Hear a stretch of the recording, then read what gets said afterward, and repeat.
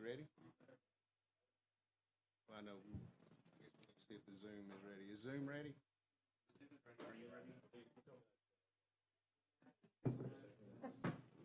We can give you a minute.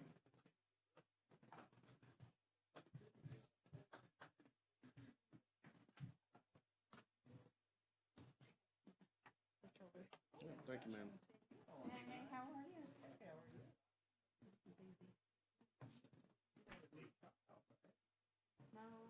Everybody ready? Okay. Sydney's got the new job.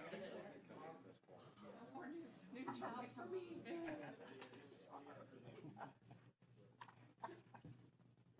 I barely survived the two I had, right? Thank you.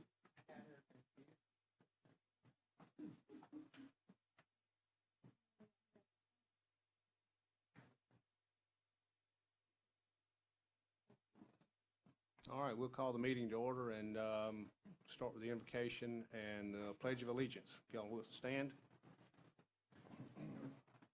Lord, we just thank you so much for the opportunities you give us in this great nation. We just ask that you guide us, direct us, and give us wisdom with the decisions that face us tonight, and that your will be done. In Christ's name, pray.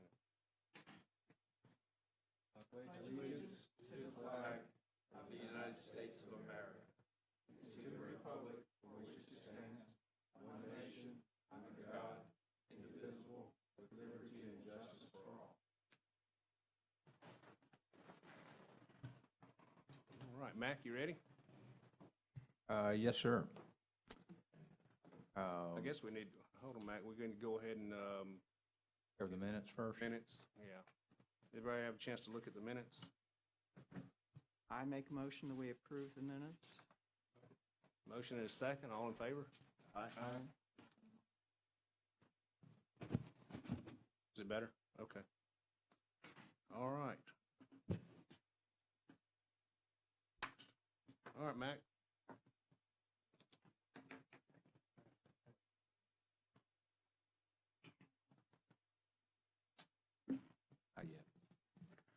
Thank you, Mr. Chairman. Matt Carpenter for the Planning Department. The first two items we have for you tonight are legislative in nature. Agenda item number 2 is the Henderson large-scale amendment. We have a request to continue that to September 10th at 4 p.m. in this location. Okay, we need a motion. Yes, sir. Motion to continue. Second it. Motion is second, all in favor? Aye. Ayes have it. Thank you. That moves us to item number 3, the Land Development Code amendments that are related to plats. This is a request approved by ordinance, and I'll ask Kristen Shell if she'll briefly describe these for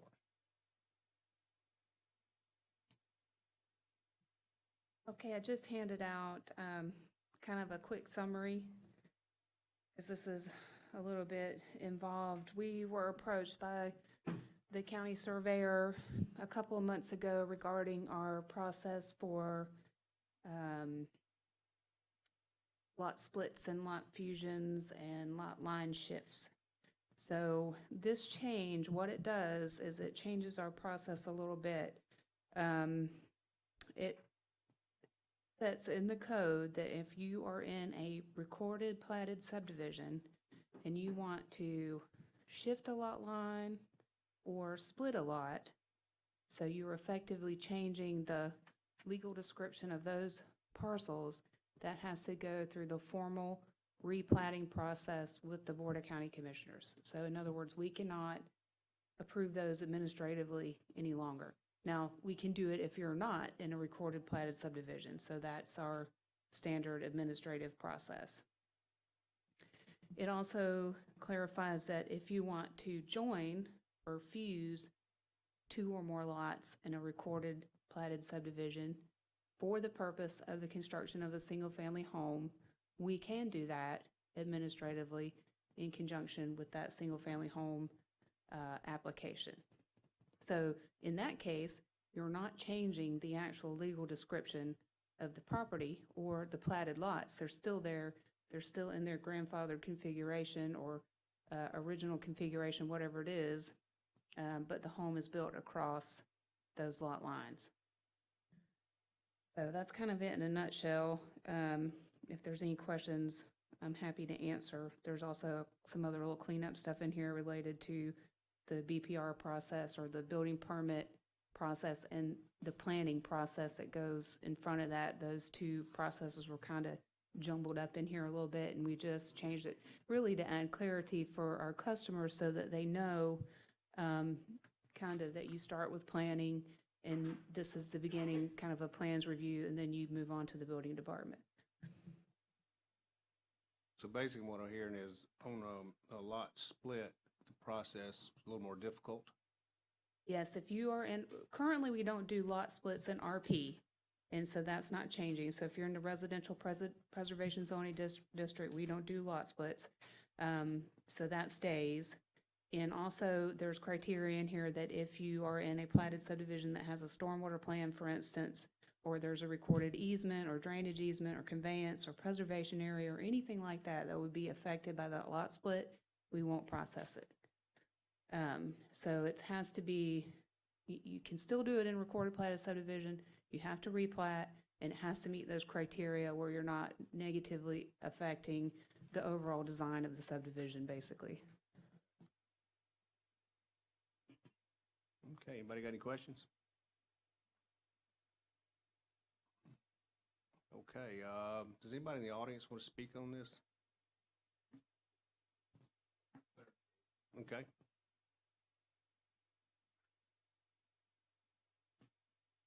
Dean Burgess with Emerald Coast Associates. Just wanted to clarify that the process would be that it goes through a replat and not a minor development order, then a replat. Is the process straight to a replat? He's nodding yes. That's my answer. Thank you. Okay. All right, anybody else? All right, we'll close it to public comments. Board, what are your wishes? Got any questions? Discussion? Motion? Go ahead. Yeah, I move we accept it, yeah. We got a motion and a second. Any other questions? All right, all in favor? Any opposed? Okay, yeas have it. Okay, Mac? Thank you, Mr. Chairman. The next items on our agenda are quasi-judicial in nature. So Anyone who anticipates testifying on the following quasi-judicial items, please stand to be sworn in and raise your right hand. Do you swear or affirm that the testimony you will provide to the board will be the truth? Thank you, Mr. Chairman. We're on item number 4 on our agenda. This is the Santa Rosa Beach Townhomes. It's a major development that's been reviewed by Bob Baronti. It's been submitted by Jenkins Engineering, requesting approval to construct 164 multifamily townhome units on approximately 20 acres. The applicant is here and is prepared to present his case. Okay.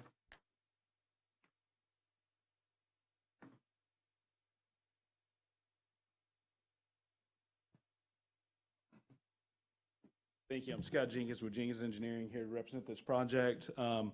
As staff mentioned, this is a 20-acre parcel, actually 2 10-acre pieces. One in this direction, this direction. This is J.D. Miller Road. This is Chad Holly. Point. This is in Town Center 1, and the proposed development falls kind of within the categories for multifamily that are within that Town Center 1. I would point out a couple of things that are requirements for this project. Sidewalk and roadway interconnectivity as part of the Town Center Master Plan is a requirement. We actually have proposed sidewalks on both sides of the road. We actually stub out for a future connection to the south. If you look at the master plan, there's actually a trail system that's on the southern property here that we have to stub out to, so that's why we have that. We also have sidewalks that run into the roadway here. Connection to the east and west. There are some different uses required within this project. The primary one obviously is the residential use. Secondary, we have a community garden that's posted in this area. Third is we have a community area that have civic use associated with it where people can have community meetings and things like that. which is sorely needed because we need places for that in this area. When you say community, you mean public? Yes, Not sir, just for open to the public, that's correct. the people in that subdivision? That's correct, Okay. yes. The density for this project is based on the density bonus point system in the Town Center 1 plan. We did two things that are a little out of the ordinary to gain some density bonus points. The first was we increased our buffer width on all the wetlands associated with this piece of property. The typical would be 25 feet. We provided 30, and you get some additional bonus points for that. Secondly, if you look at our we have some fairly significant wet ponds here. We provided 20% excess volume as a minimum to gain some additional density bonus points for that also. And that's how we kind of got to our density levels. I don't think there's any outstanding issues or comments, but I'll be happy to answer any questions you guys may have. Anybody got any questions? Thank you. Thank you. All right, anybody in the public like to speak on this? We didn't have anybody sign up, but,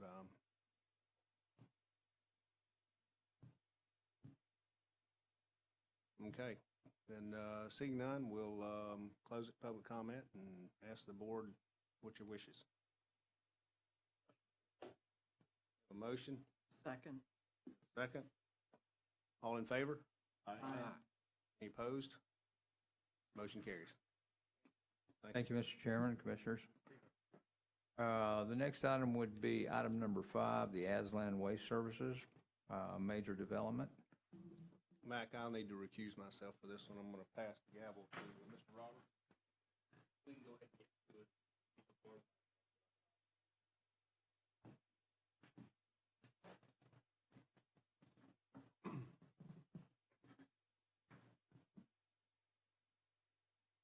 Let the record note, Mr. Perry's recused himself. This major development's been reviewed by Renee Bradley. It's been submitted by Jenkins Engineering on behalf of Aslan Waste Services, LLC.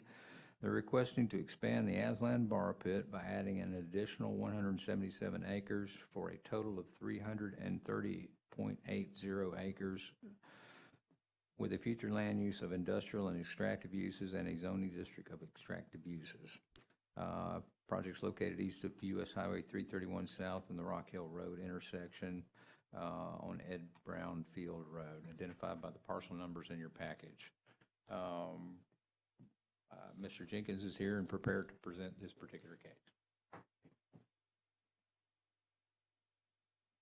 Scott Jenkins with Jenkins Engineering again.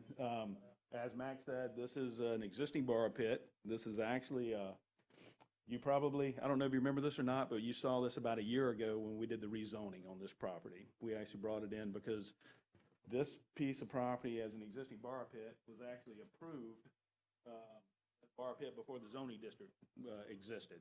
So they got it done as a special exception. And this process is really to bring it into compliance with the zoning category now that we've got that done. But basically the request is for a development order expansion of their existing system that's already there. That's the property that we did the zoning change on about a year ago. And it's basically just to remove dirt. They'll have to go through the reclamation process for the pit. Once it gets done, it's permitted through the state already. And they'll have to close that out at the time. I don't think we've gotten any comments or anything from the public, and I'll be happy to answer any questions. This is really just to clean up a zoning question from before it was done. So just to clarify, because it may have been done before I came on the board. Okay. I don't remember it, and I forgot. I was going to go look up the past action. I forgot to do it. So that had already been made, moved from agricultural to the new. Yes, ma'am. Okay. Okay. Yeah, So that's already been done. That was It's done just about a a year matter ago. of. Right. Okay. Okay. We did a large-scale amendment on that parcel about a year ago to change it to extractive uses. He already owned that land correctly? Yes, sir. Okay. That's correct.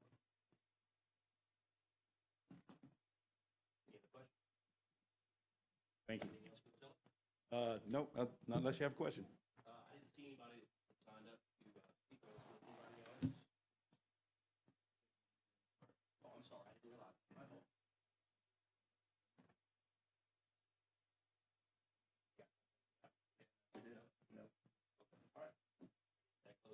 comment portion. Anybody got any questions? I move we accept this project. Second it. Motion and second. All in favor? Ah. Nays? No. All right, Lee. Thank you very much.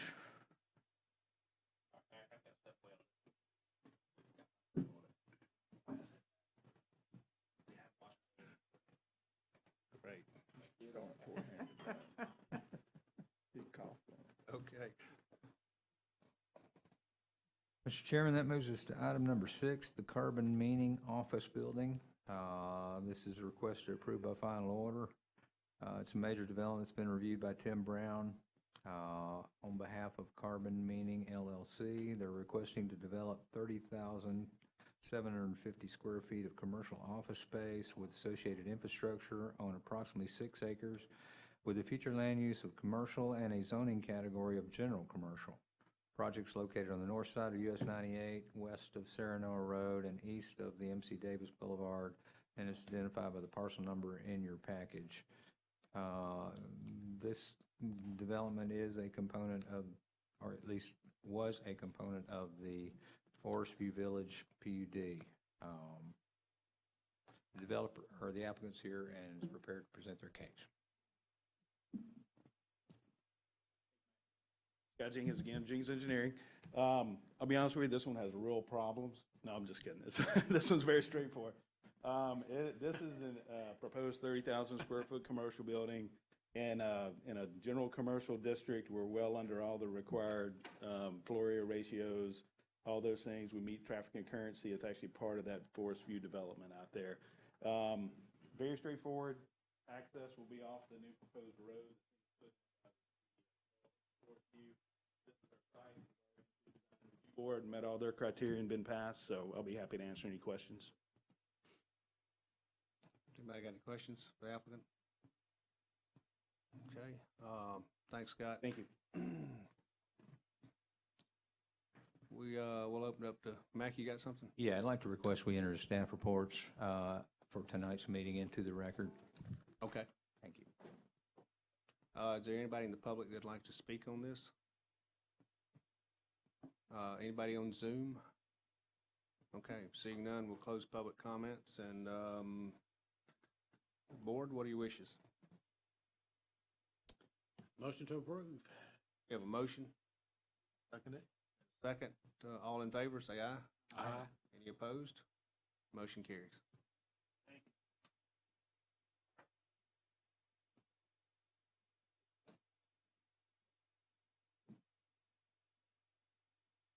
Thank you, Mr. Chairman. This moves us to the last item on tonight's agenda, item number 7. This is the Pompano Street right-of-way extension.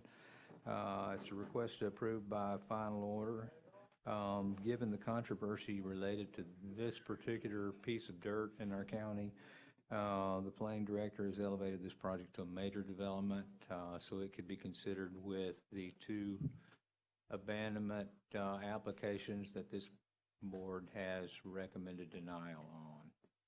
They'll be considered at the same time should you choose to move it forward tonight on the August 27 BCC agenda. It's been reviewed by Stephen Schoen, submitted by Emerald Coast Associates. We'll let the applicant present this particular case. Okay. Good evening, Dean Burgess with Emerald Coast Associates. As Mac introduced the project, this is a proposal for an access way to this particular lot shown in bold. The reason for the access way is otherwise, if we did not access off of Orange Street, this particular lot, which will be a single-family residential home, would have to access onto Highway 98. I don't really understand why it had to come before the board because your code requires that it accesses off of Orange Street. Let me read from Chapter 5.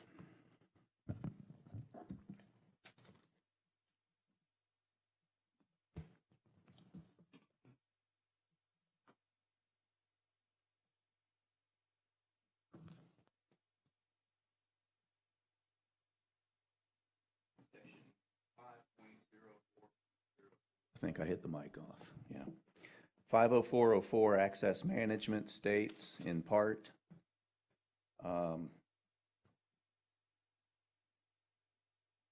limiting access to the state highway system by controlling the number and location of site access driveways and other intersecting roads according to the procedures and standards outlined in Chapter 14-96 and 14-97 FAC. Section 5.04.05 states in part, I'm sorry. Same section, 50404, subparagraph C, subparagraph D, sorry. Single-family residential access, which of course this particular property is a single-family lot. Driveway access to detached single-family residences, residential uses shall be from an adjacent public or private street. In the event that the property abuts two streets, one point of access is permitted on the street of lower functional classification, as determined by the county engineer. In our pre-application meeting, Orange Street was confirmed by Chance Powell to be the lower classification. We're required by the code to access through Orange Street. As far as the design of the project, it was required to meet the 20-foot width for fire access. This would be the only fire access to the property. So therefore, it had to meet the 20-foot requirements of Sammy Sanchez. Also, I'd like to make clear that this 20-foot access remains public. It would continue to provide access to Inlet Dunes, provide access to the property driveway off of here and access. I would think that the county engineer would want that. The intersection of Orange Street and Highway 98, not far from here, pushing any access way next driveway close to that intersection. Stacking issues at that intersection. So again, this is not private access. It remains public. This is not a driveway. It's not a driveway. It is an access way that has been built to county standards and county required road widths. It will serve as a driveway for this particular residence, but it will also serve as a public access way, roadway, if you will, to anybody who wants to use it. County will maintain it. I don't know that the county would maintain it. Chance Powell stated that because it doesn't provide a through grid system to Highway 98, that they probably would not accept it, but in 2 years, we could offer it up to Public Works if they agreed to maintain it. Great. If not, we understand that the owner of this particular lot would be responsible for the maintenance. Any other questions? I'd be happy to answer. What kind of surface is going to be put down? We're proposing pavers, being that it's a county right-of-way. If they wanted to maintain it, or we wanted them to maintain it, I'm sure they'd want asphalt. As it is right now, based on what Chance told us, more than likely they would not accept it for maintenance. We've gone ahead and proposed it as pavers. Anybody else? But to add to that, if the county came in and had any maintenance to do, we understand they're going to tear it up, and it's up to us to put pavers back down. If they fix it, it'll be asphalt or concrete. Yeah. All right. Thank you. Thank you. Yes, sir. Stephen Schoen, Plan Development Services. I just want to make sure that the public comments that were not attached to the staff report are additionally included in the record. Thank you. Mm-hmm.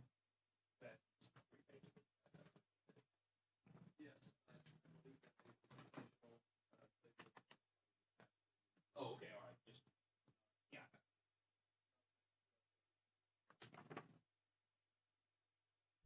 Okay, we'll open it up to public comments. I know we've got one, Robert Kaufman.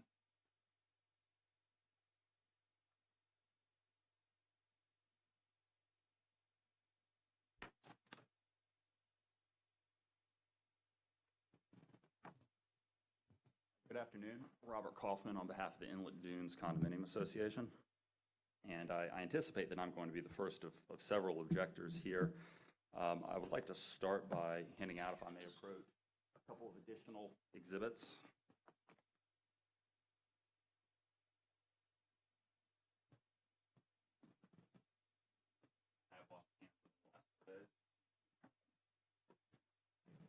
Thank you.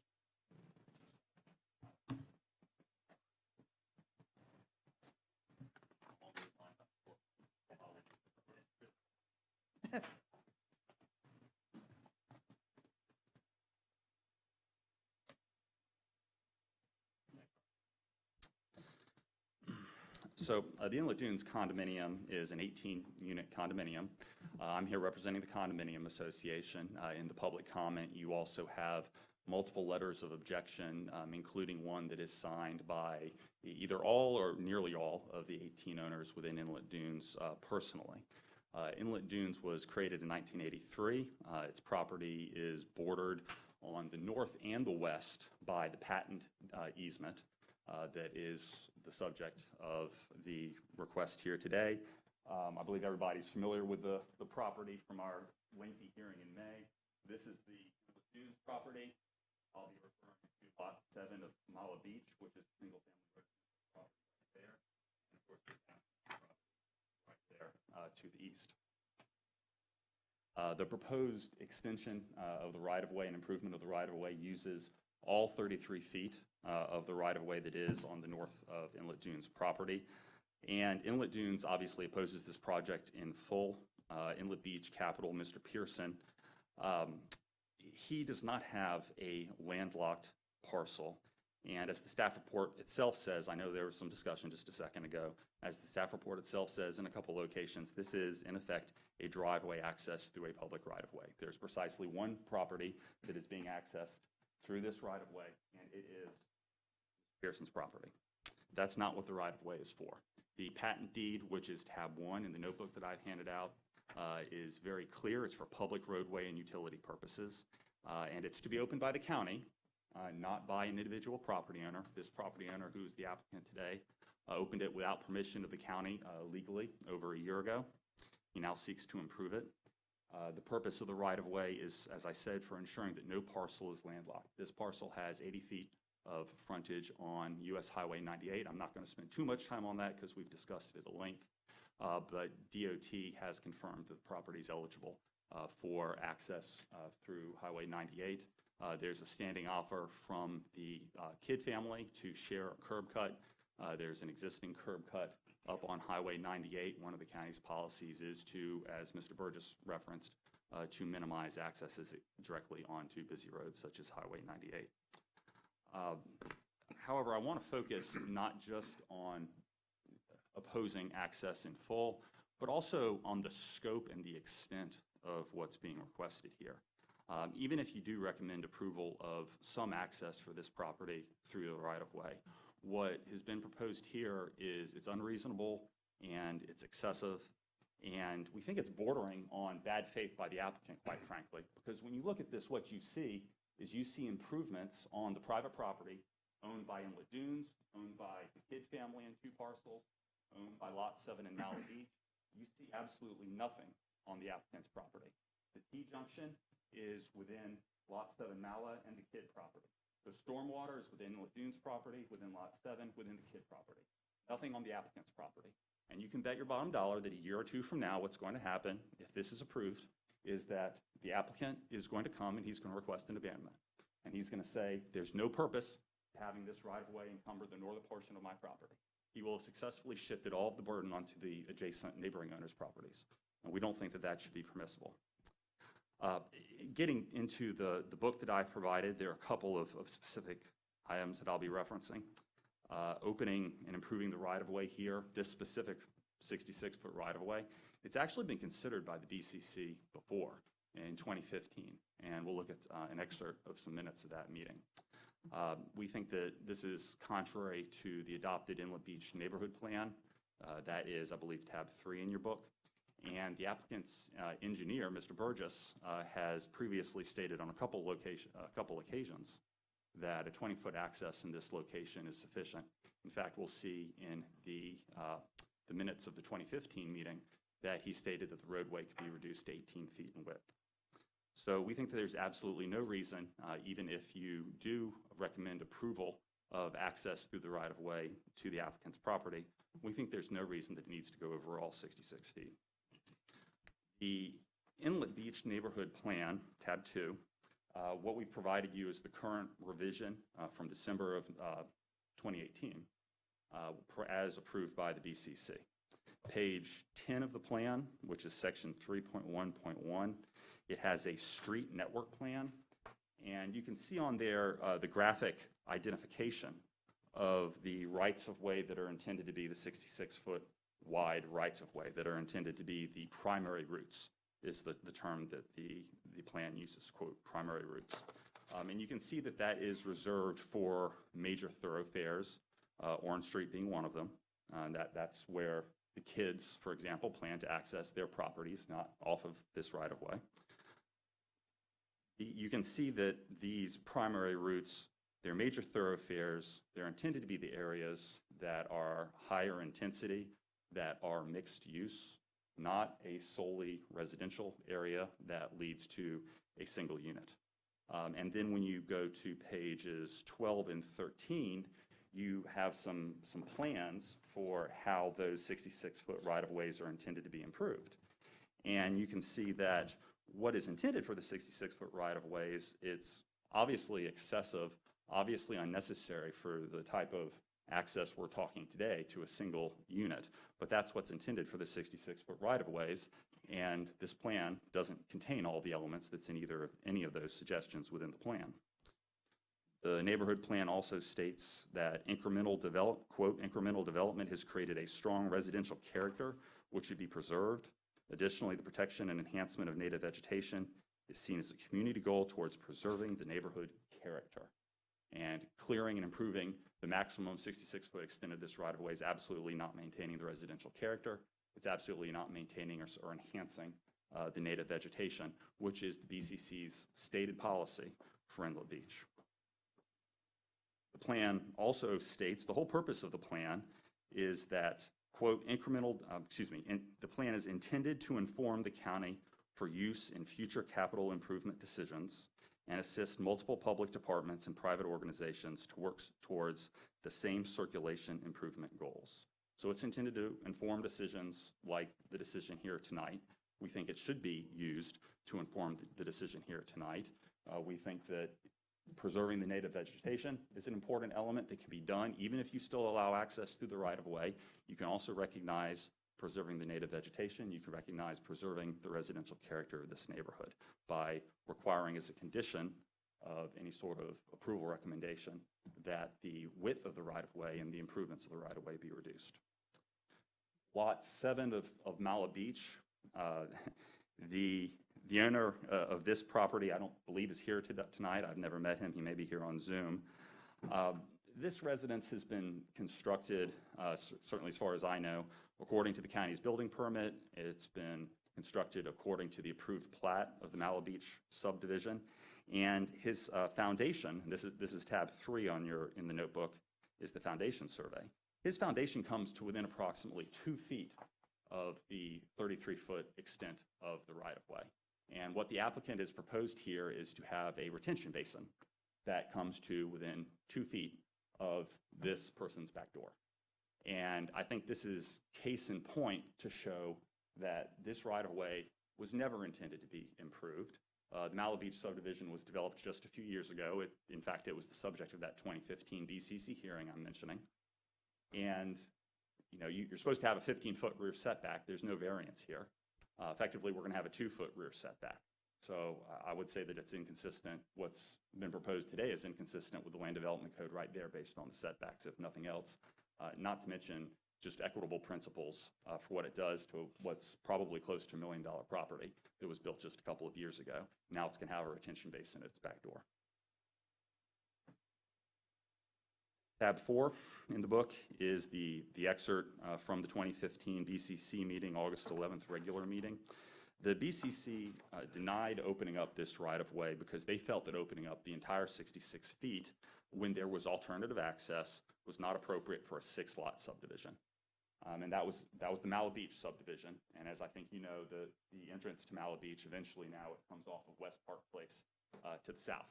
What was proposed at that time was improving all 66 feet of the right-of-way, very similar to what you have here tonight.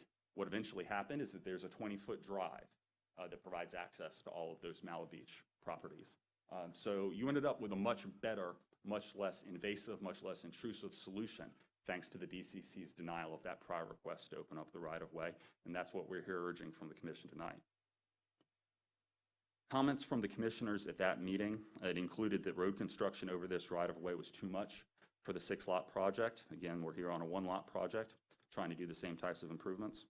The county attorney, Mr. Davis, gave his legal opinion that this is based off of a patent easement, the right-of-way, so it's the county's decision, not the property owners, as to whether or not this is opened up and improved.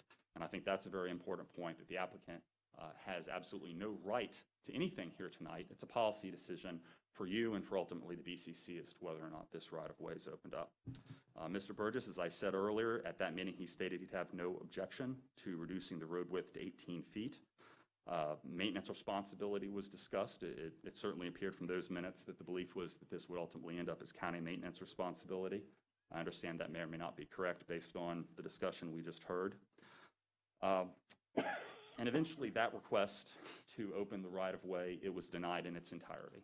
Not just the reduced width, but it was denied in its entirety, again, on the principle that much like the applicant's property here tonight with Highway 98, the applicant at that time, their property had existing access to a public road that was bordered by the property.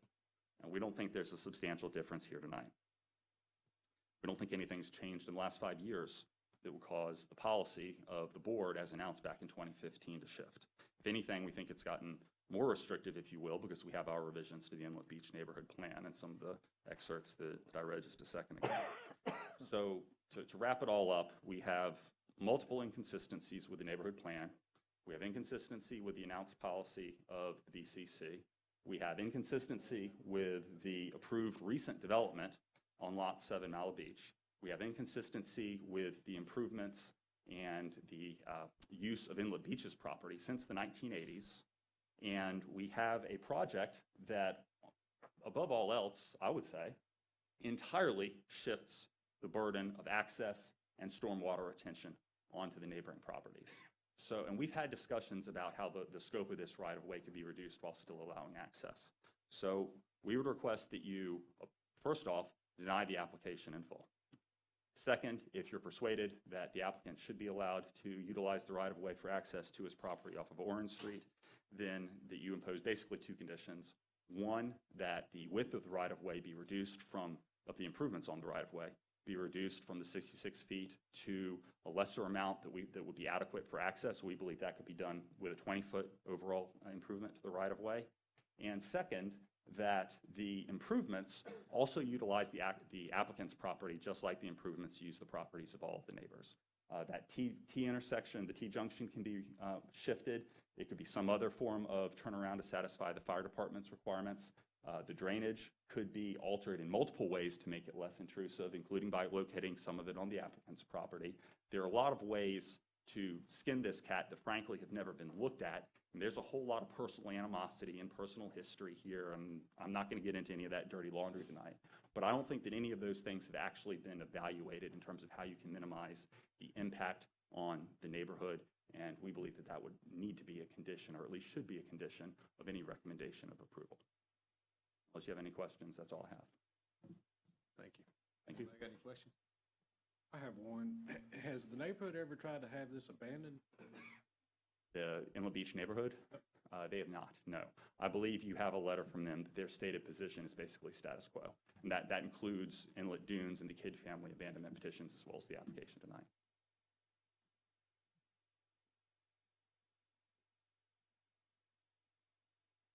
Anybody else got any questions? Property was looked at abandoned. Yes. We have, we'll open it up to public comments. We got 2 on Zoom. Okay. Mr. Theriak, okay? Mr. Theriak, you're up. Good afternoon. Okay. Can you hear me? Yes. Great, thank you. Thank you for allowing me to attend via Zoom. I will not replow the ground that Mr. Kaufman laid out. I thought he did a very nice job, but there are a few key points that I do want to bring to your attention.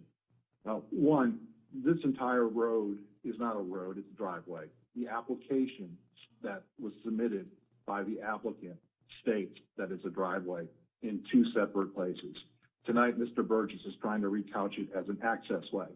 Any way you skin it, this is a private driveway to a private piece of property over line property. What's, I think, very significant is none of this road or driveway, whatever we call it, is on the applicant's property.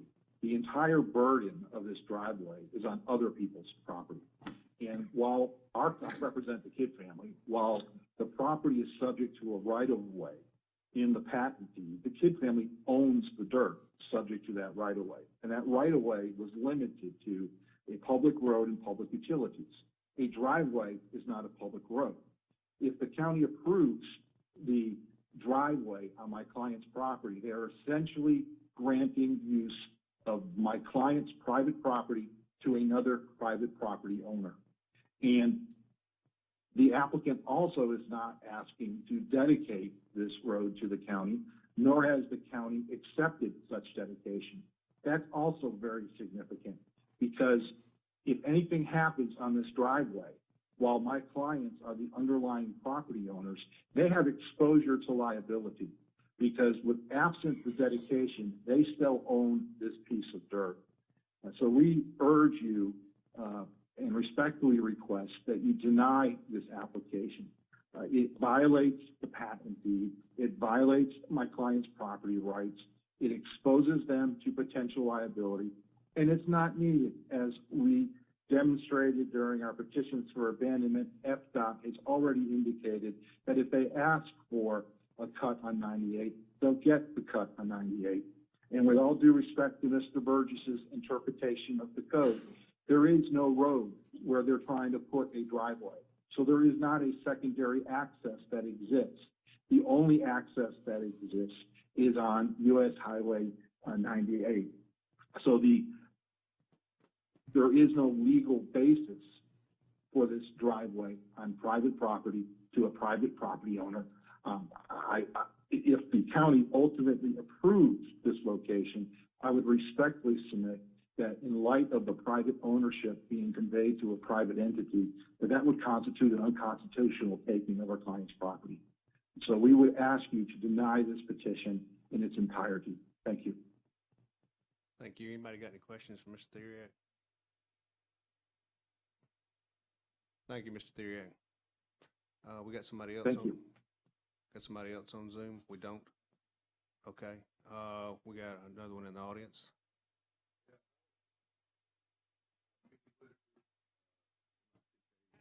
WHITAKER.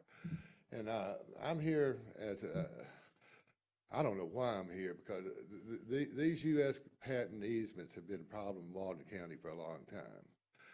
I can tell you some history on this property and other properties. Mr. Pearson bought this property with using this access in mind. It's on the government patent easement, subject to 66 feet or 33 feet on everybody's deed for ingress and egress to the next adjoining property. That's how the whole inlet beach was laid out. You know, everybody owned there's no question who owns these government patent easements, the landowners in their deed, but it's all of them are subject to. Every street in Inlet Beach, unless they were taken a parcel and made private streets, they're all subject to these easements for one parcel to get to the next parcel to get to the next parcel. And it just bedazzles me that, you know, that this, you know, we originally on this thing tried to go through the county. When he did open it, he went out there and he did clear him an access to the property across this easement. Well, when we found out that was a problem, we went to the county and made application for a 20-foot wide thing there. All right, and one thing led to another, and finally it came down, and we had to go in and make an application for this road, what it is, and I guess I'm missing something because I keep hearing people talk about it. It's a private road. No, it can't be a private road.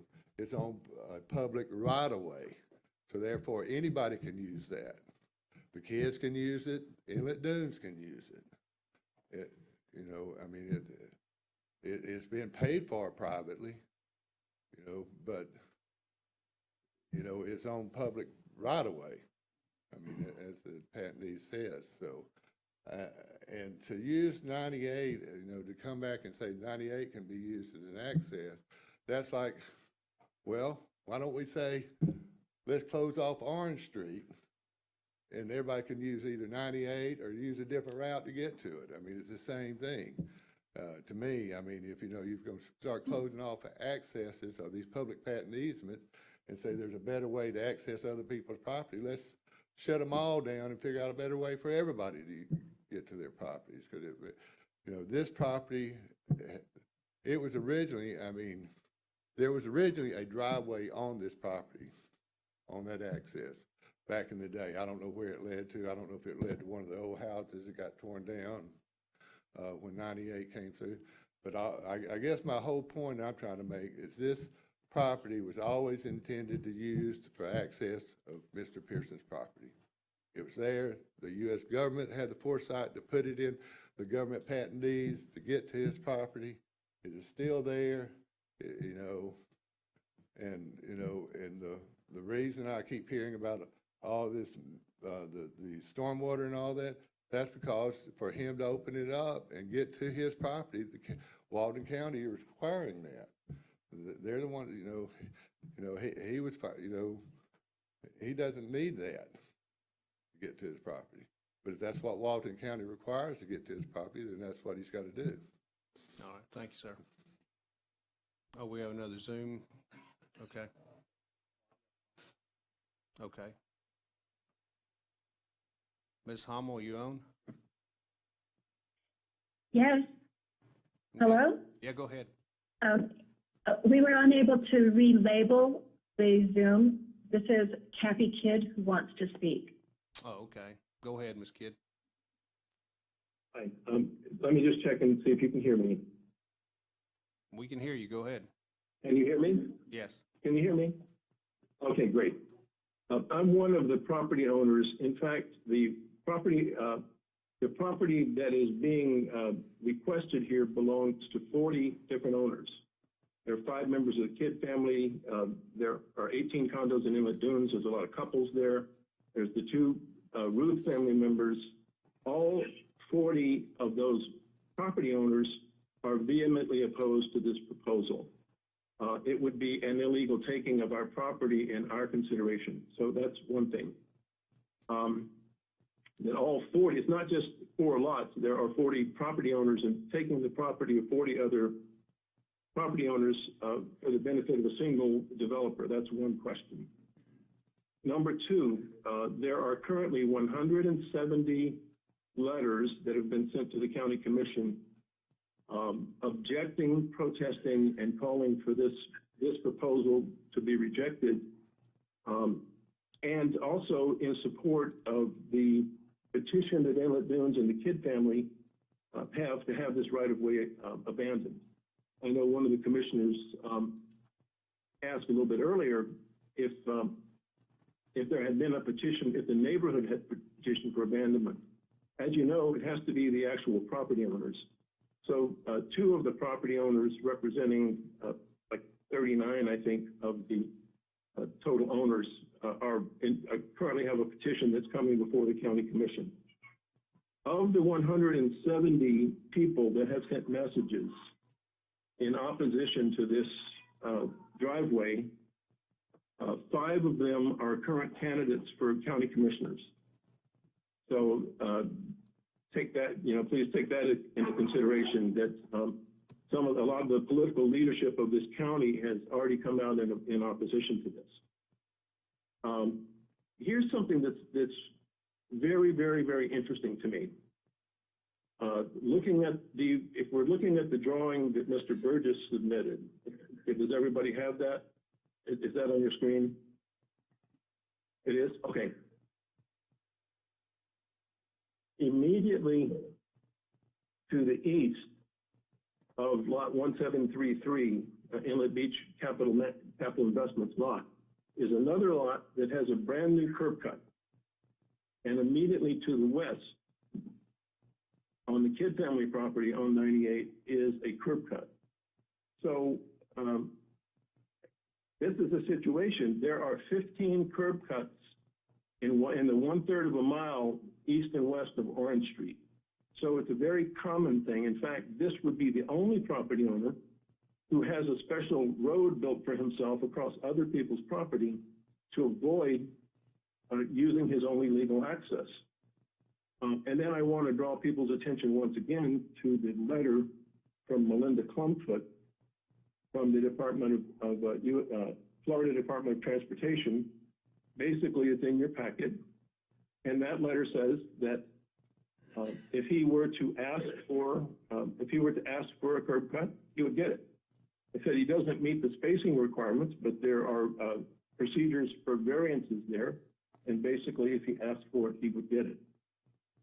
Finally, I want to take up a couple things that Mr. Whitaker was raising, because it's very strange to me.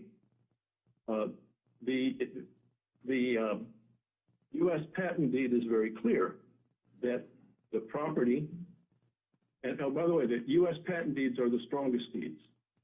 They're the strongest deeds, and they supersede any other kind of deed. So what does it say? That it defines the property that my parents got in 1949. The deed was issued in 54, but my father was a returning World War II veteran. He got access to this property in 49 and had to build on it within 5 years. So what this deed says is not confusing. It's really straightforward, that we own the land defined by all this legalese. The land itself is subject, not that every adjacent property is subject, but the land itself has a right-of-way, is a 33-foot right-of-way that can only be used for public utility purposes or roadway, not for private drive. It's strict, the Department of Land Management, this is very strictly defined what the county can use it for. So it doesn't mean everybody else gets to cross your property. Think about this. This lot has 80 feet of frontage on Highway 98. It has a curb cut within 15 feet of it on the east. It has a curb cut on the west.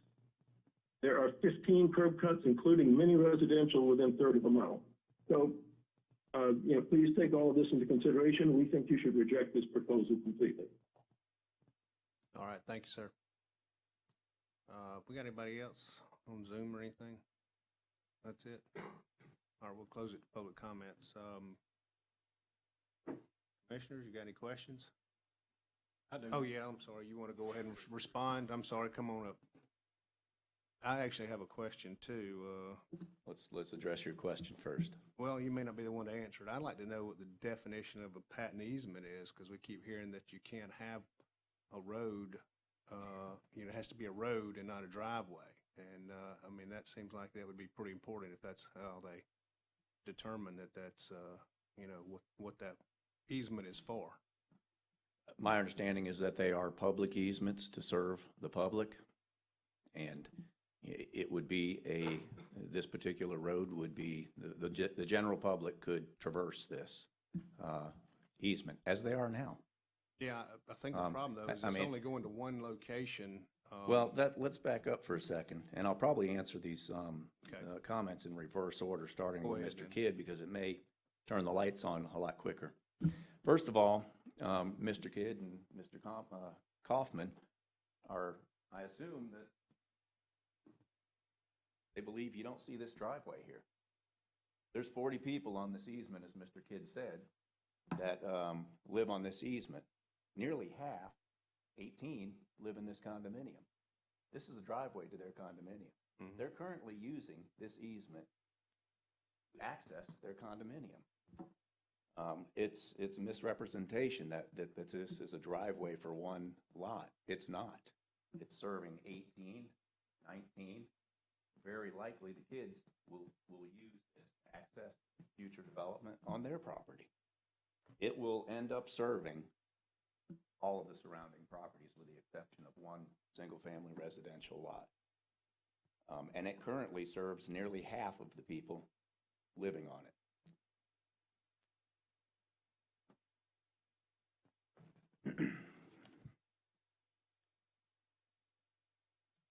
Addressing Mr. Kidd's comments in reverse order. The patent deed he references when his parents bought the property, et cetera, et cetera. The deed was there. His property was always subject to this deed from when they bought it. It never was something new that they found out about. It was always subject to it. He references Ms. Clumfoot's letter.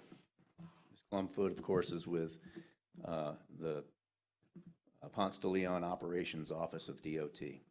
What he doesn't mention is what her letter states. It says specifically that based on the property appraiser's map and website available information, they would offer a driveway to the property because there's not other access to it. If you go to the property appraiser's website, this easement does not show up on the website.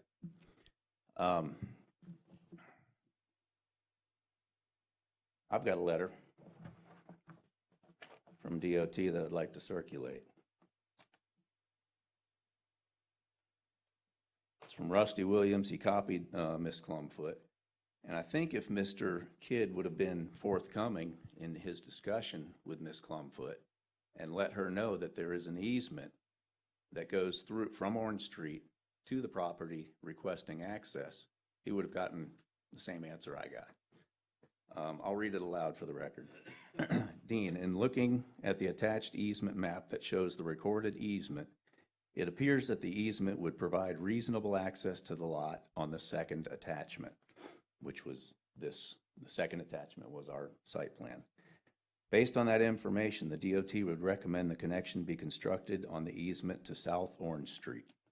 I'll circulate this for the board.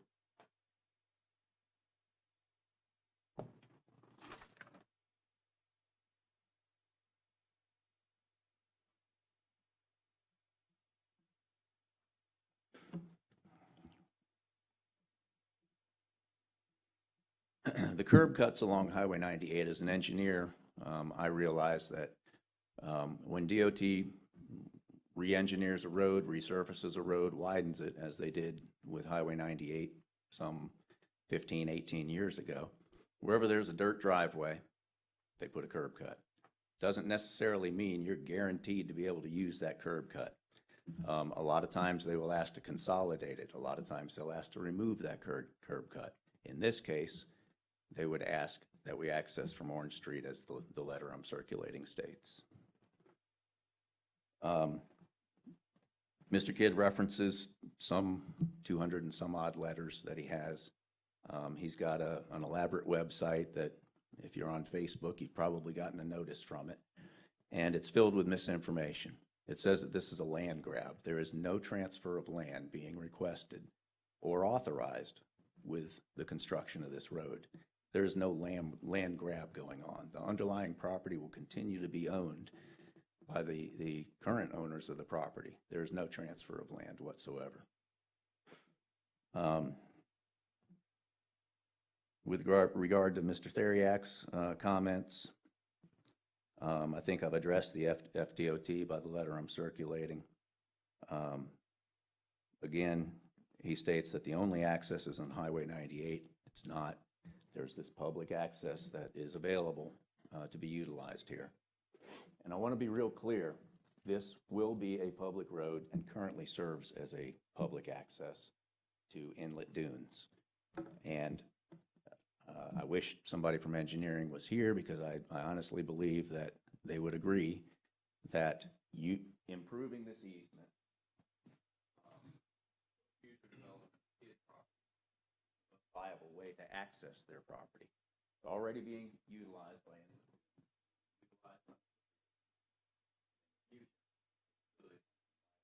professional opinion, should be townhomes or whatever they intend to build there. The discussion of a driveway versus a road, yes, this will act and behave as Mr. Pearson's driveway, but it is built to county specs as a roadway.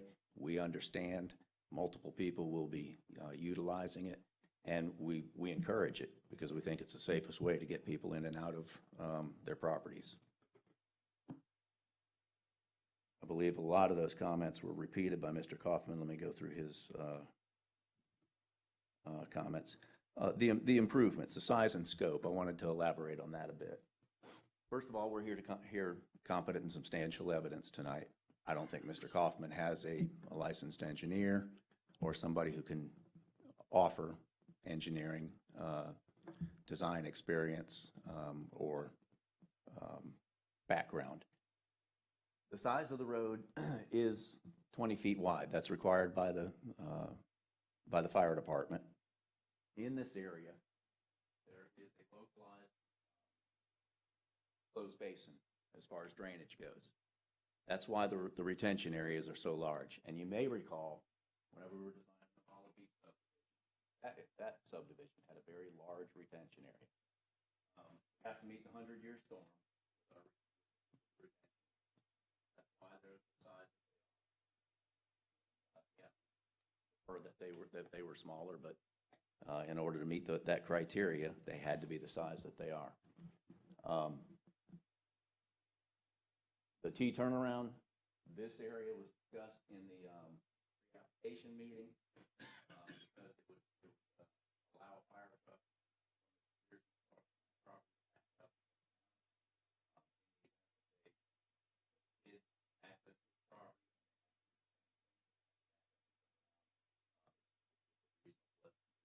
place to put that T turnaround. In the event this property, as you can see, that the lower 22 feet of the easement would provide access to the property. We would not object to them continuing tying into that if they chose to do so. As it exists right now, this property and the lot next to it access up to Highway 98. If they wanted to follow suit and continue this driveway, roadway to serve their property, they have the right to do so. They've got 22 feet in order to do so.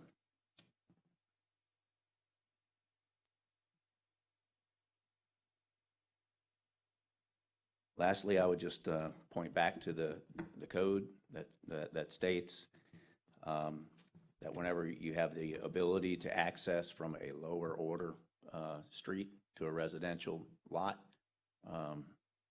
it's required. I mean, we have to access to the lower order street to keep safety. ITE says that for a single family lot, you have 10 trips per day. If we were to access onto Highway 98, you'd have somebody backing out of a driveway of this lot, pulling out of the driveway on Highway 98. Potential for an accident. I just don't think that that's in good sense. Anybody got any questions?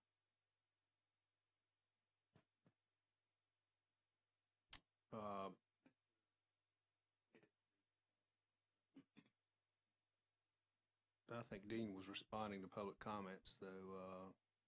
We've cut off public comments at this point.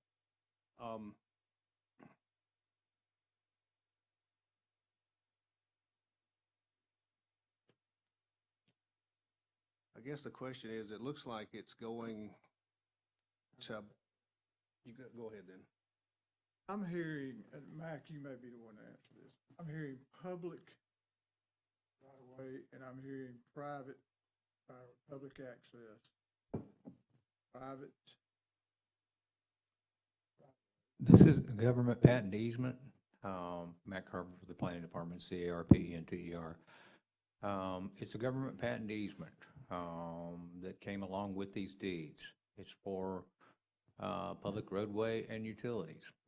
Not a private right-of-way. It is a public right-of-way that's subject, the use of which is subject to the approval of the Board of County Commissioners.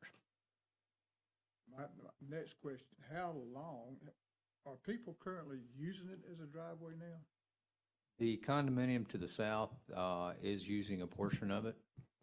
I think they're, since it was developed probably, I think 1983, it's their main access to the 18-unit condominium to the south inlet dunes.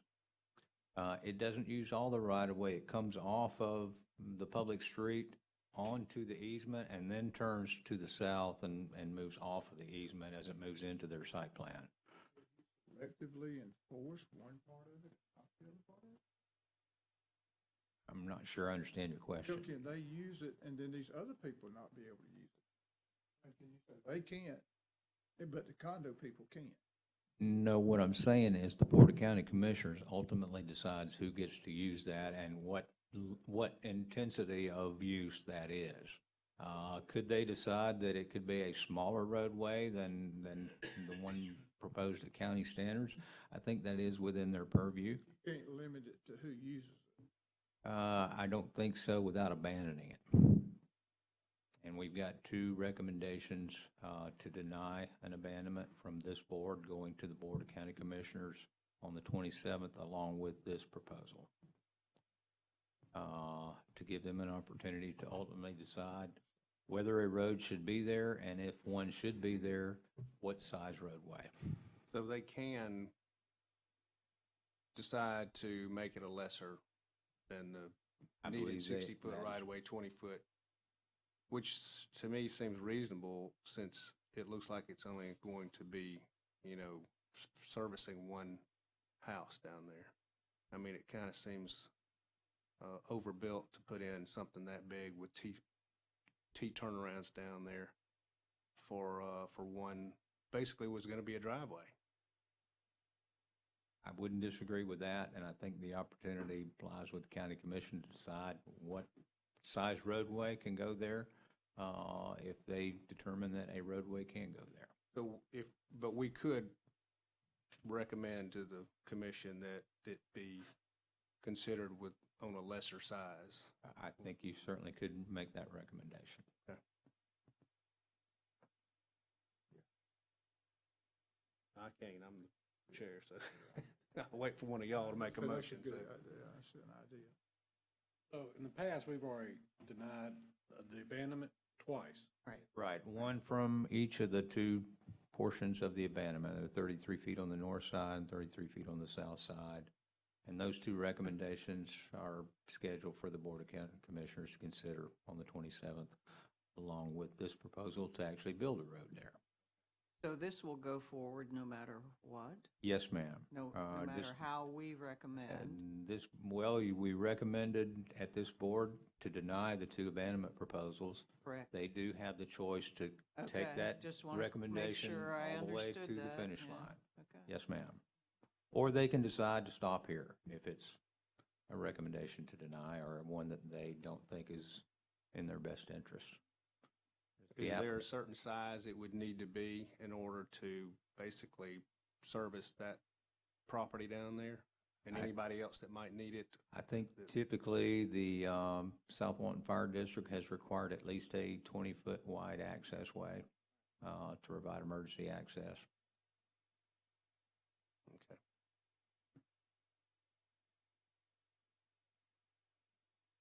Further questions? I don't think so, but there may be, so don't go far. I'm for it. I mean, it's been there since what, 1958, 1939, the easement.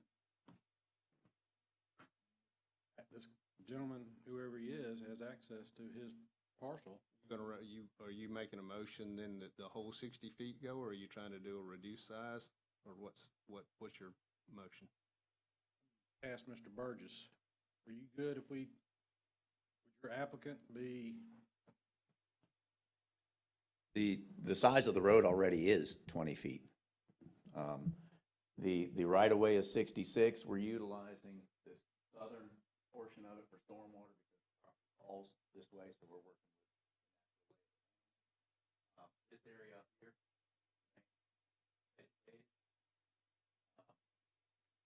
This area down here.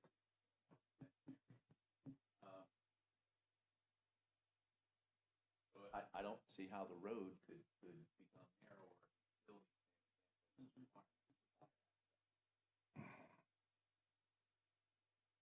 Only thing that I could suggest, and we could look at it between now and the BCC hearing, would be if we provided, I have to talk to DOT also, provide fire access only from 98. And then what I would suggest if both agencies agree to that, we could narrow the road.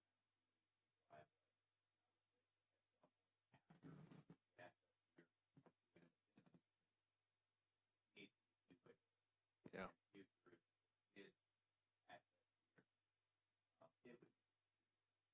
Some distance inside.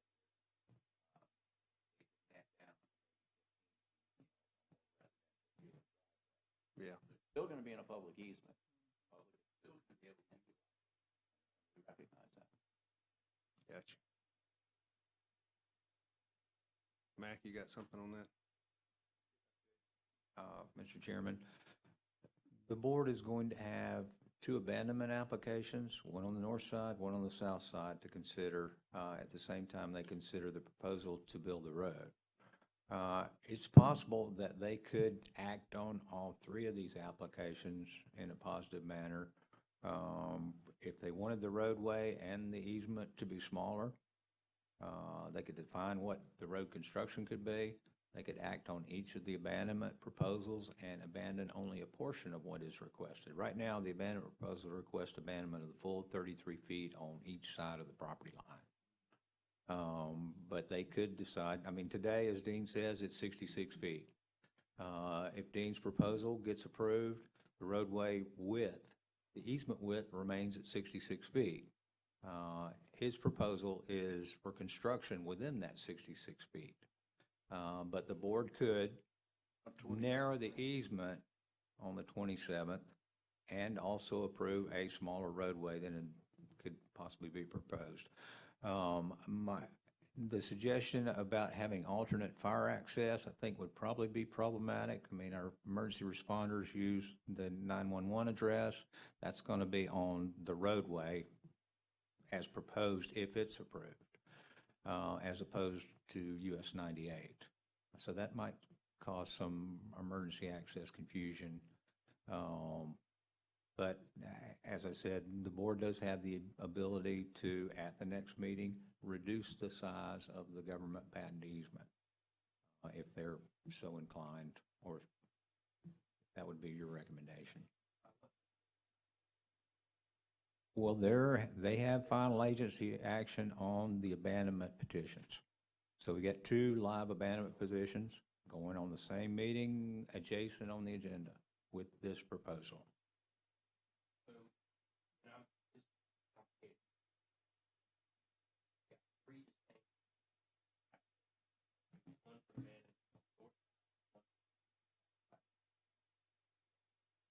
Right.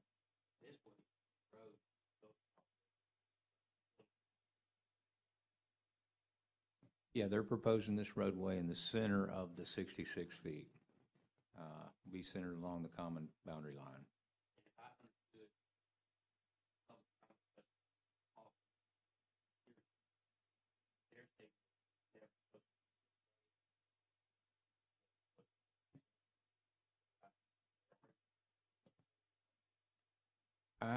I'm not sure exactly that I followed that argument. One of the things that's happened over time is these lots used to be, or at least on the north side, used to be a lot larger before US 98 was widened through eminent domain. and potentially when these lots were originally platted, we still had a two-lane US 98.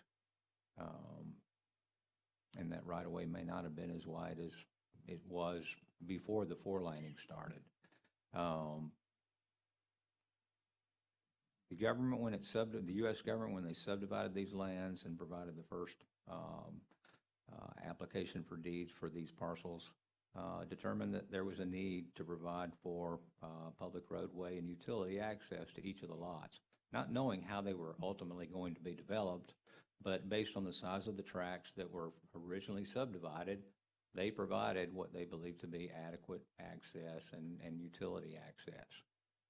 As our community has developed over time, some of these things have been abandoned. In this particular case, US 98 has gotten much wider, which has diminished the size of the lots on the north side, one of which was purchased after that acquisition. The first lot was subject to the eminent domain. The second lot, the previous owner was subject to the eminent domain. Does it look like the easement is too large to serve the lot at the end of the road today? Probably. If it were a local road and we were acquiring right-of-way, we would only require 60 feet. That's the present standard for a local roadway.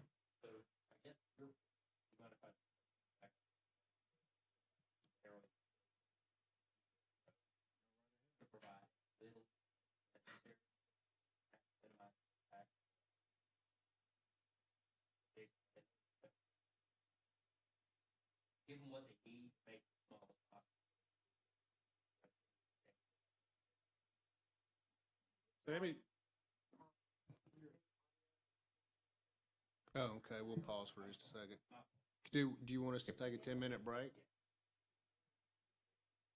Do you not want to take a 10-minute break? Well, then we won't take a 10-minute break. 5-minute break? She's gonna need 5 minutes anyway. No, you're in the middle of a motion. No, that's fine. No, just let us know when you got it, and we. Yours. This is on. Yeah, but I don't think yours. Everybody on the Zoom end is panicking right now, want to know what happened. Usually it makes the noise. Quick on that email. Welcome to Zoom. Enter your meeting ID followed by. No, I'm good. I just thought I'd give it a chance. We're almost.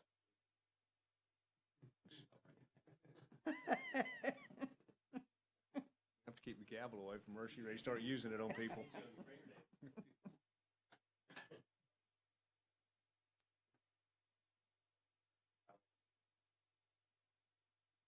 Oh, yeah, the ones you put on Facebook? Yeah.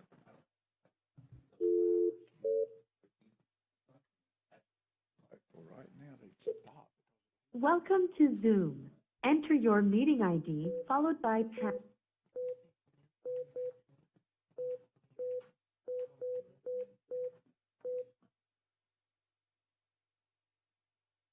Enter your participant ID followed by pound. Otherwise,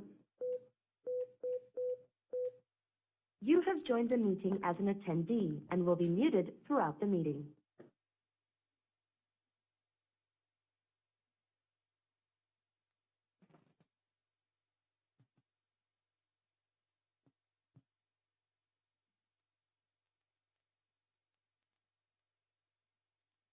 You are unmuted.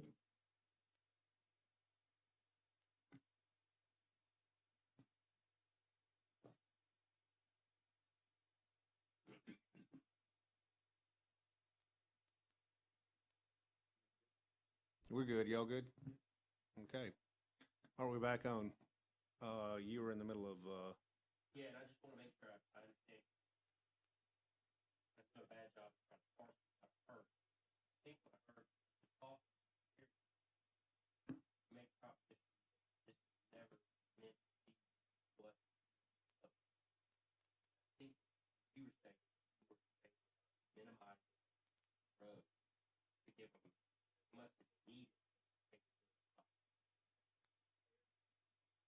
I think, Dean said that it's 20 feet Required, right. required by fire department. As little as they can give it. Right. So we really ask if just, is that fair?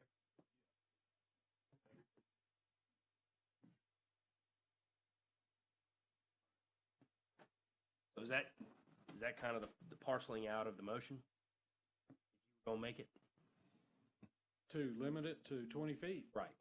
I think the applicant's engineer would argue that at the, Come on, Dean, make your money. The 20 feet is the minimum width that Sammy requires for driving surface. Is your guy gonna be okay with that, though? Well, if we made, I don't see how we could accommodate stormwater and the driving surface in just 20 feet. So we can't get it done in 20 feet. I don't see that happening. And did you understand, and trust me, I'm struggling to stay with this too, but I believe what I heard was the argument is that it was never supposed to have been this way. We're parsing language in a patent deed or patent easement. The idea is This patent easement does not read any differently than Any other. than Wall Street.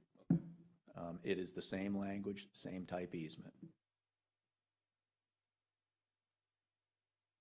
really, it doesn't feel like there's a whole lot of middle ground. As far as the original Yeah. easements and how they read, and is this one different from the others? No. No. Now, a partial easement abandonment, if the board wanted to do that, we may be able to accommodate that. And if we went to, obviously, if Sammy says he can live with a 15-foot road instead of 20, talk to him between now and the obviously, if we go down 15 feet, I don't think we're going to get to a, each property owner can abandon 16 or 20 feet of their easement, and we can get by with only, 13 feet on each side. I just don't see that happening. But a reduced easement, yeah, I'm not opposed to. Matter of fact, that's something I've advocated back in 2015 whenever I was speaking about Mala Beach. So you may, I'll make the motion that you want to, if they wanted to do some reduced easement, but I don't think we're going to get down to, 10 feet apiece. Yeah. So that puts us back to possibly a motion that's stating that the maximum they can get by with. And BCC's getting 2 declinations and maybe 1 half acceptance. Bad beat the whole way around. Yeah. Doesn't feel like there's a good way to approve it because we're sending mixed signals. We're saying no to 2 30-foot abandonments on either side, north and south, and then we might say possibly, yeah, but if you can squeeze a road in here and everybody's going to. Well, abandonment is different than using the right-of-way as it was intended. The idea is at some point he wants to build a road across it. That's the ultimate. I understand that, but abandoning the right-of-way is not the same thing as using an easement that already exists and is in the deed. I'll listen to your motion. My motion is that we accept the request as presented. I'll second that. Okay, we have a motion and a second. Any more questions on this?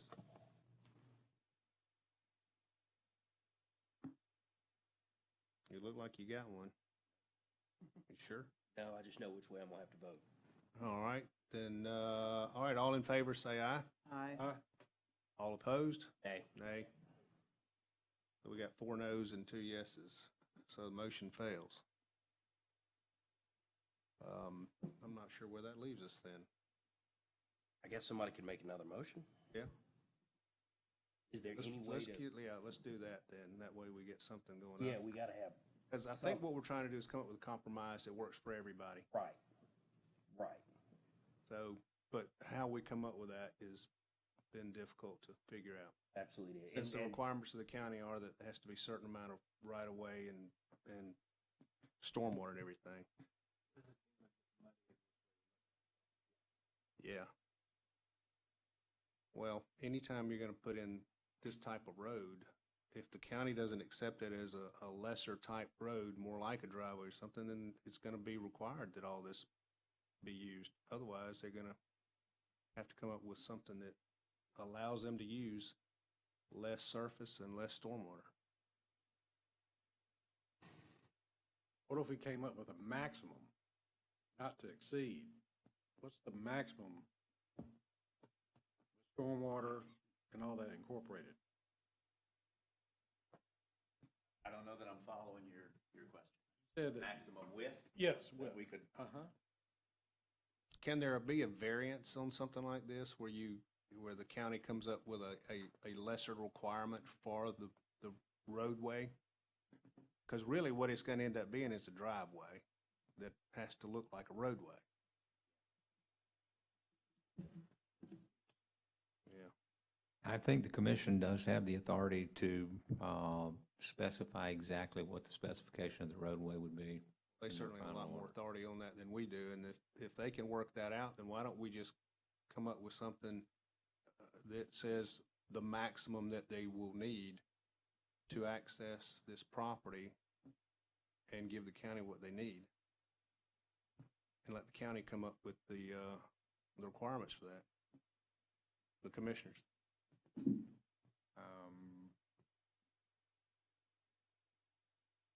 The standard local roadway width would be 60 feet. In this case, we have 66 in these government patent easements, but that would be the current standard width for a new right-of-way for a new 20-foot roadway. Well, that doesn't do a whole lot, though. That doesn't help us too much. I was trying to come up with something where they could squeeze it down, maybe using 20 or 25 feet or something like that. I think that's what Michael was saying too. Let's find a way to give them some sort of ingress and egress, but not maximize the Right. whole. And to Barbara's point, I think she's exactly right on the bifurcation of the issues. I think you're exactly right. It's pretty straightforward on your end over there. There's got to be some middle ground somewhere that we're not able to find or articulate. at this point. My point is, though, that we don't have the authority to change that. The Board of County Commissioners has that authority. But we can recommend it on what we think is. So why don't we But just there's send it? not much leeway. No, but they can also, they'll make up their own mind. If it Yeah. doesn't work, they'll make up their mind. If it works, then there's a compromise, and it seems like everybody would get some of what they want instead of everything. So one's cutting the apple and the other's picking the piece, so. Could I make a suggestion? I think it appears to be sort of the consensus of the board that you might be willing to recommend approval of a roadway, but you think it probably should be smaller than what is being proposed? Yes. Is that sort of where we are? That's the way I would say it. If I could suggest that the applicant work with Public Works and propose a roadway that might be smaller than the one that's proposed, also working with the fire district to make sure we got adequate emergency service access between now and the 27th, and have an alternate for the board to consider. we can have that drawn up and reduce it as much as possible and still meet the requirements of the various agencies. Okay. Who will be doing, you and the other side and the, I would meet. County engineer. My company would meet with Public Works, South Walton Fire District, to come up with what that minimized plan would be. And Public Works was also, we could talk about the stormwater and can we come up with other criteria that may be acceptable other than just 100-year storm. Okay. All right. Now we just need to figure out how to make that a motion. John? Actually, you know what? You've been the most articulate tonight and probably for the last 2 years. I'm waiting on you. I made my motion. Okay, then. I guess I'm out on that one. move that we have an alternate plan that where they work it out to get the smallest possible roadway, working with those three agencies. I like it. Is that a motion? Okay, we got a motion. Second. Got a motion and a second. We have any more questions on it? Any more discussion? All in favor? Aye. Any opposed? All right, sounds good. Appreciate your patience. Thank you. All right, I think that was the last thing we had, wasn't it, Mac? Yes, sir, that concludes our agenda tonight. All right, thank you. We're adjourned. Well, compromise ain't easy. Goodbye.